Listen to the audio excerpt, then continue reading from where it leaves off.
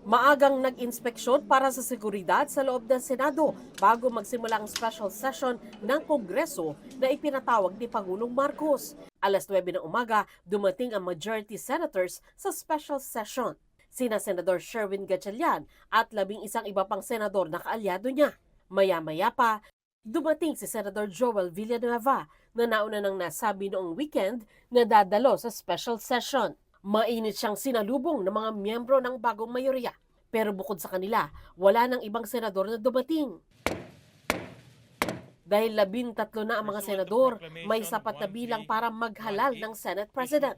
Mr. President, I rise today to nominate Senate President Pro Temp Sherwin Gatchalian as the President of the Senate of the Philippines. All those in favor of Senator Sherwin Gatchalian as Senate President of the Republic of the Philippines, say aye. Aye.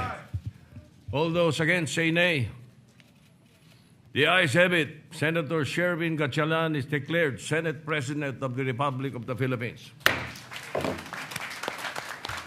Nanumpa si Gatchalian kay Soto na isang dating Senate President. Umakyat din sa podium ang iba pang dating Senate President na sina Senator Chis Escudero at Juan Miguel Zubiri. Sinaksihan naman ng ina at pamangkin ni Gatchalian ang kanyang oath-taking.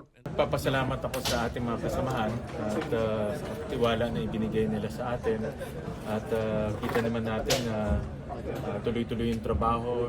Sumunod na nanumpa bilang majority leader si Zubiri. Si Soto naman ang pumalit kay Gatchalian bilang Senate President pro tempore. Senior Deputy Majority Leader naman si Senator J.V. Ejercito at Deputy Majority Leader si Villanueva. Nang matanong si Villanueva kaugnay sa kanyang naging desisyon na umanib sa mayorya, Work.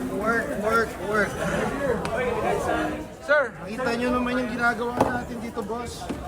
ano nagpa-convince sa'yo, sir? How are you with Senator Alan, sir? We're brothers at the end of the day. aminado sina Senator J.V. Ejercito at Zubiri na sila ang kumausap kay Villanueva. Wala umanong kapalit ang pagsama nito sa mayorya.